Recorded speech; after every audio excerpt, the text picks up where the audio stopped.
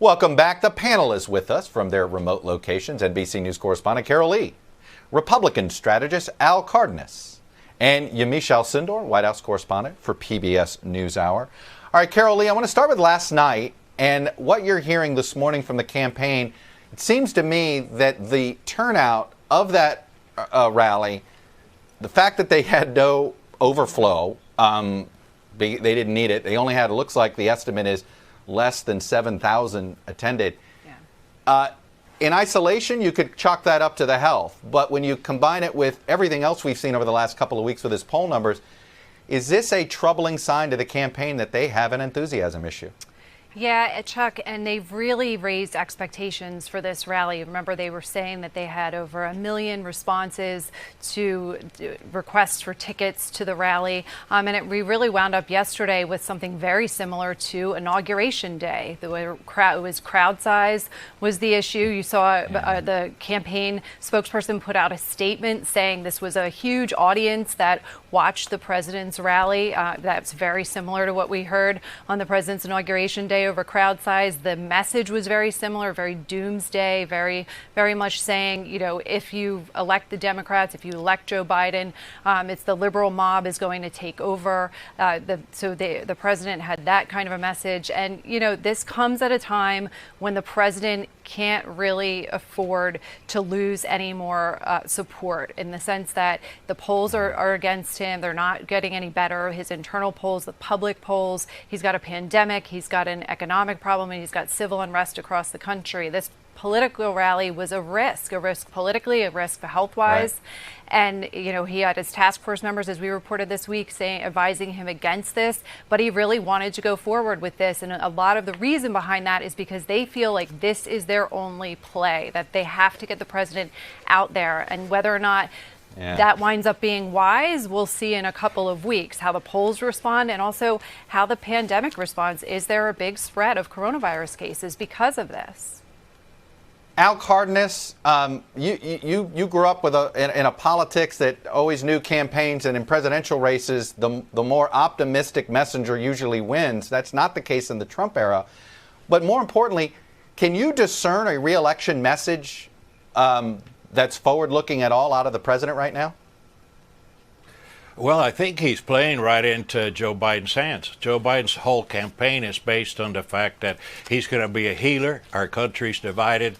Our country's feelings are too separate, too different, and we need to come together. And so when the president goes and speaks in a way that divides the country into two or more totally isolated, segregated pieces, it plays right into Joe Biden and his campaign. But the random thought about the rally was the fact that it was because the numbers were spreading in Joe Biden's favor. So I think the campaign got nervous and oversold the rally in order to compensate for this declining polling numbers. And the result was a disaster for them. I mean, and then also the era. I mean, without social media, you couldn't have 800,000 people punk the campaign, getting tickets and getting the campaign to give out bad information. And so it was a confluence of, of panicking over the sliding numbers and a consequence of being punked or fooled by these people. And it was not a good night for the Trump campaign last night. You know, Yamiche, I want to bring up John Bolton here, and there's a pattern in the criticism of John Bolton to others that the president has criticized. He loves them when he hires these folks and hates them as they go out. Let me play an example.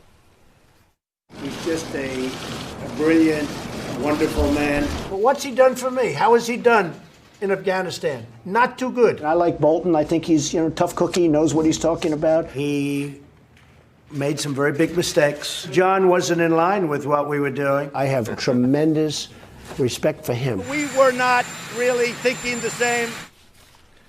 And of course, Yamiche, some of this is because these four gentlemen in particular have said some pretty damning things about his fitness for office. Let me put up some examples here. John Bolton, stunningly uninformed. John Kelly, we need to look harder at who we elect. Jim Mattis, 3 years without mature leadership.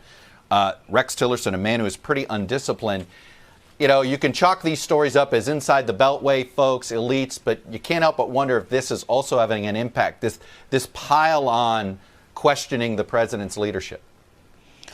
Well, I think what you saw last night, but what you see going forward is a president who's really playing defense, who's trying to really put out this message that he is a strong leader, that he's someone who has the virus under control. He's someone who has his reelection under control. But what we see in the John Bolton book, and it's really a 500-page bombshell of detail after detail, John Bolton's thesis is that the president is unfit to be president, that he is someone who tries to curry favor with strongmen and authoritarian leaders. And he's also someone, John Bolton says, that is ignorant of global affairs. And what makes the John Bolton book so damning is what you just laid out, which is that it's not happening in a vacuum. You had so many other people talking about the president's leadership. You think of General Mattis saying that he would just ignore commands by President Trump because he kind of had a stream of consciousness with every meeting and that he was undisciplined. And I was thinking this morning of Senator Bob Corker, who talked about the fact that the White House was an adult daycare, and the president took real issue with that. But in John Bolton's book, what you see is someone laying out the fact that there are these quote-unquote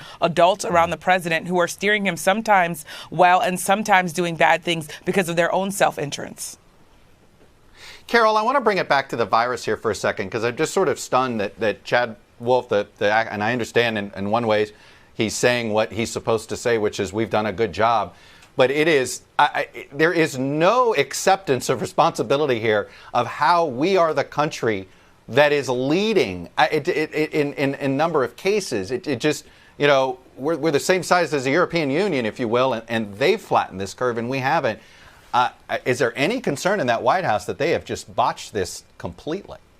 Well, we know that there's concern among the president's political allies, even if the president doesn't admit it publicly, about how the president's handling of coronavirus will impact his re-election chances in November. And also, not only that, but how the gamble that they're making on putting the president out there with a message that everything is fine, get back to normal, hold big rallies, gather around, that's a real gamble for them too, specifically because they're not at the same time asking people to follow their own CDC guidelines. So the virus is a wild card and they know it.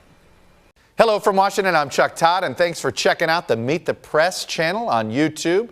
Click on the button down here to subscribe and click over here to watch the latest interviews, highlights, and other digital exclusives.